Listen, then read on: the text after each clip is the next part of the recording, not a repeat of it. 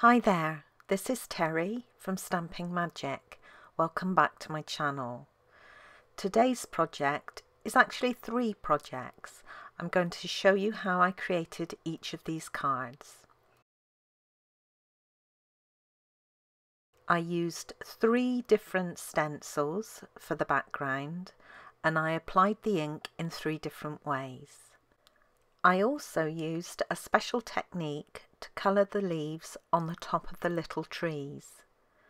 And I'm going to show you 3 slightly different variations on how you can do this.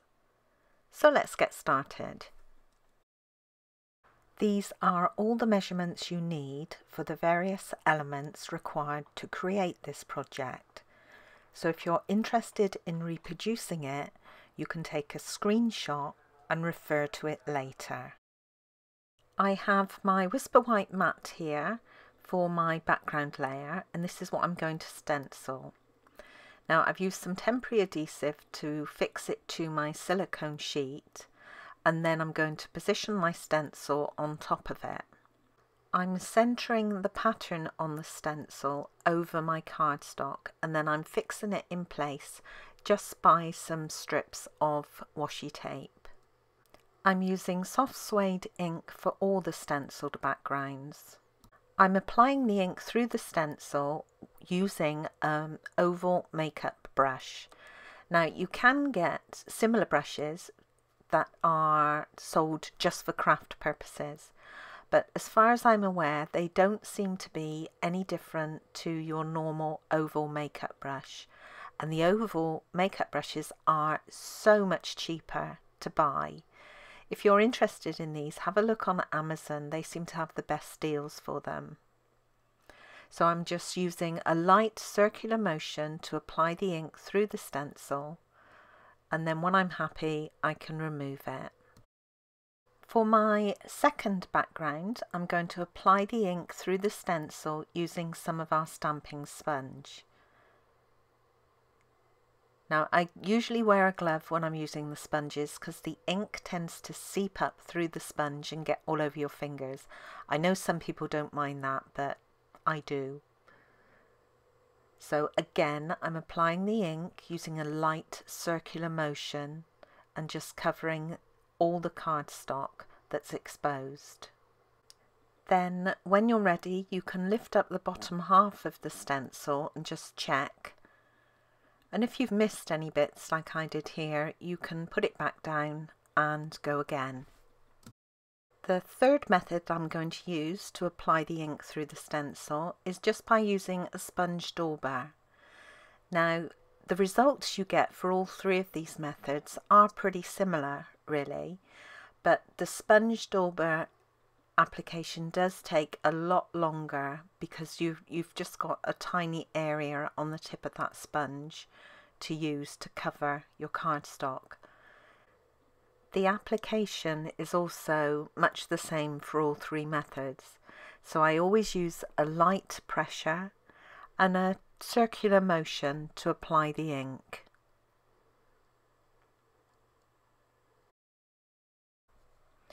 This is the Beauty and Joy stamp set, and I'm using several images from it today. I'm going to place my case underneath my acrylic plate to keep it level. This makes inking up your stamps much easier and cleaner. I'm using normal weight Whisper White card.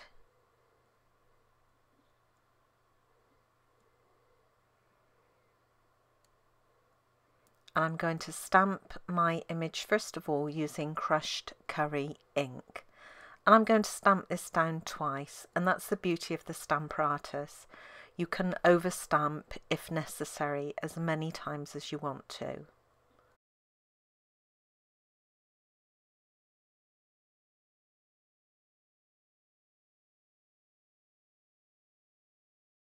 All the markers I'm using are from the Regals collection. I have Pumpkin Pie, Cajun Craze, Cherry Cobbler and Garden Green. I'm going to start with Pumpkin Pie and I'm using the brush tip. And all you want to do is tap this over your stamp.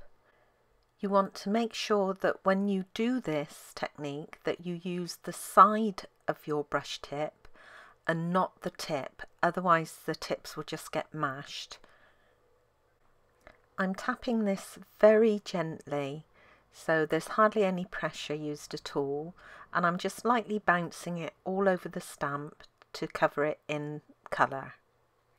Now I'm happy with the amount of pumpkin pie, so I've now switched to Cajun Craze, and again just tap it all over your stamp. The next colour is Cherry Cobbler, so we're just repeating the same thing for each colour. And lastly, the Garden Green.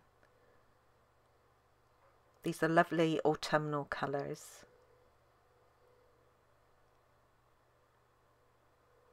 Now once you're happy with your final colour, I'm going to remove my plate because you want to huff on your stamp, and this will reactivate any ink that's started to dry.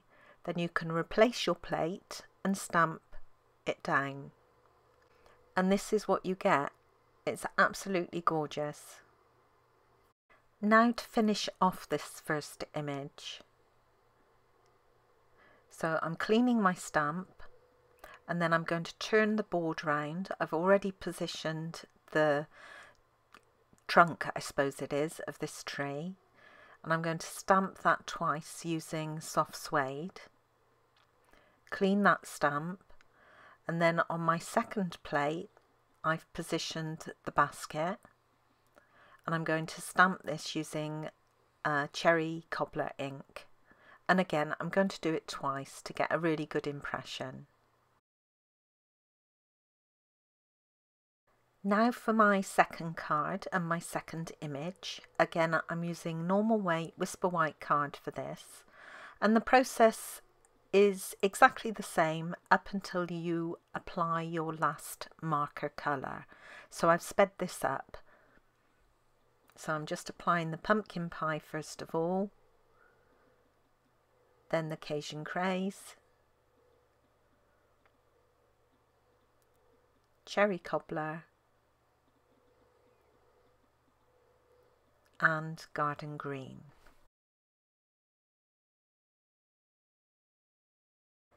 Now instead of huffing on the stamp, this time I'm going to lightly spritz it with water, and my bottle produces a really fine mist of water. You don't want any great dollops landing on your stamp because that will spoil your cardstock. So a light spritz of water, and then I can stamp it down. Just give it a second or two to soak into that cardstock, and then lift and see what you get. It's just beautiful. And this differs from the first one. With the first one you could see the marker strokes, if you like, but with the second one you've got more of a subtle blend of those colours together. Now to finish off this second image, so I'm cleaning my foliage stamp, and then I'm going to flip the board round and stamp the trunk of the tree, again in soft suede. And then I can clean that off, change my plate and stamp my basket, and this time I'm going to use Garden Green ink.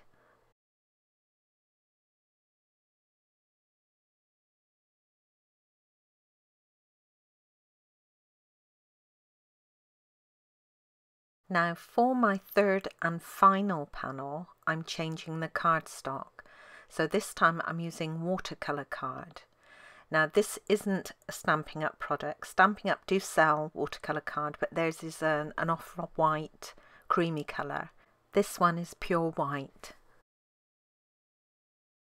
So again, I'm stamping my foliage image using crushed curry ink, and I'm going to stamp it twice on this textured card.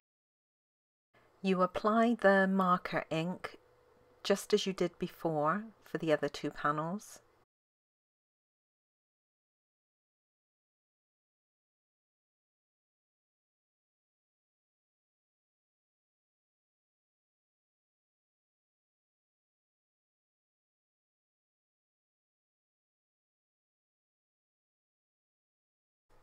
And when you're happy with your colours, if you protect your image, I'm just using kitchen roll, and then you can spritz your stamp with more water than you used for the second method.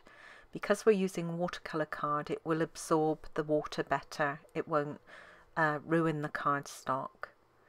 And then again, give it a few seconds, let the colours soak into that card, and this is the result you'll get. Now, there was quite a lot of ink left on my stamp, so I've given it another spritz, and I'm going to stamp it down again. And that's the final result. Now I can finish off this image by stamping the trunk of the tree in soft suede.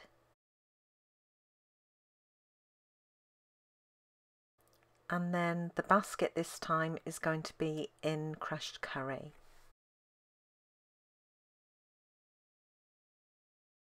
Now for the sentiments. Now on my first card I stamped the sentiment directly onto the stenciled panel.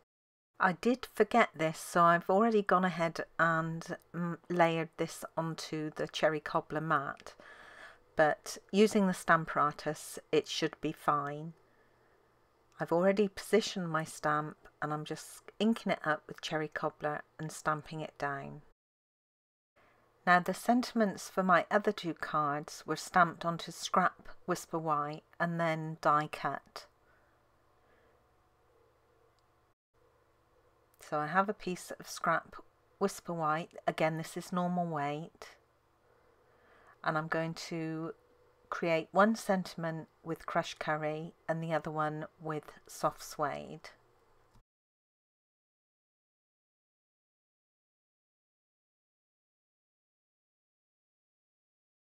On my original crushed curry card I used one of the stitched rectangle dies to cut out the sentiment mat. Now on my garden green card I use one of the dies from the smooth sailing set. Now this one I prefer, so on my new cards I'm going to do them both the same. And this is the die I used from that smooth sailing set. I've used the die to cut out both sentiments and also to create mats to go underneath them. Now I'm just trimming the ends off the sentiment layer, and then I can glue these onto the crushed curry and the soft suede layer.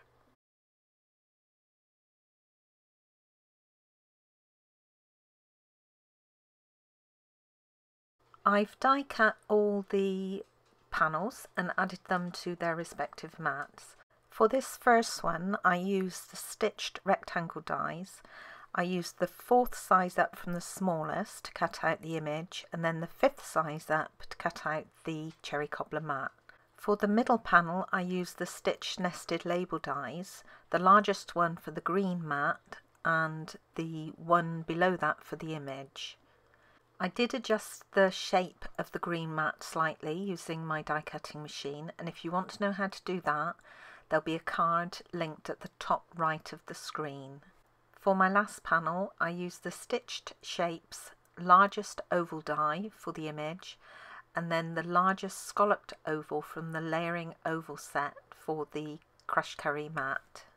I've zoomed in here so you can really see the difference between the images. This first one you can see the marker strokes. The second one you can see that the colours have blended more, that's with the addition of that just little spritz of water.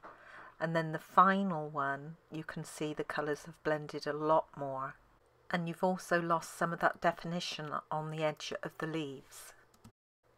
I can now go ahead and add the soft suede sentiment to that middle panel. And now I can start putting these cards together.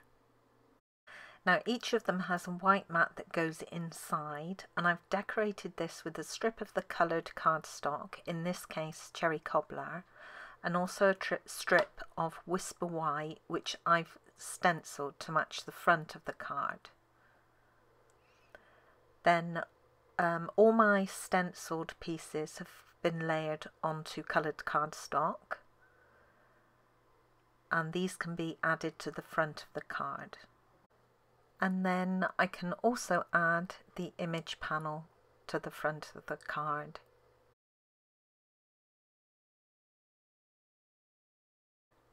I've already added the inside mat and the front mat to my second card, so it's just the panel to add, and this will go centrally onto the card front.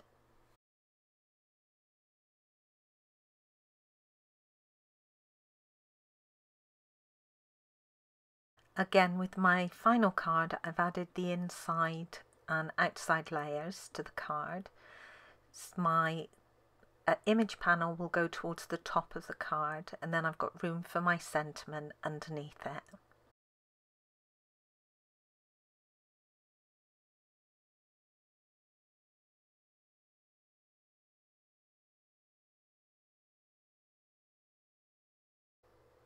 And that's it. All the cards are now complete. So I've got 6 beautiful cards ready for my customers. So I've showed you 3 different ways to apply ink through stencils, and also 3 slightly different variations on how to do the marker thumping technique with the Stamparatus. Thank you for joining me today. I hope you enjoyed this project. If you did, please give it a thumbs up, and don't forget to subscribe and hit that notifications bell so you don't miss out on any future videos. Bye for now.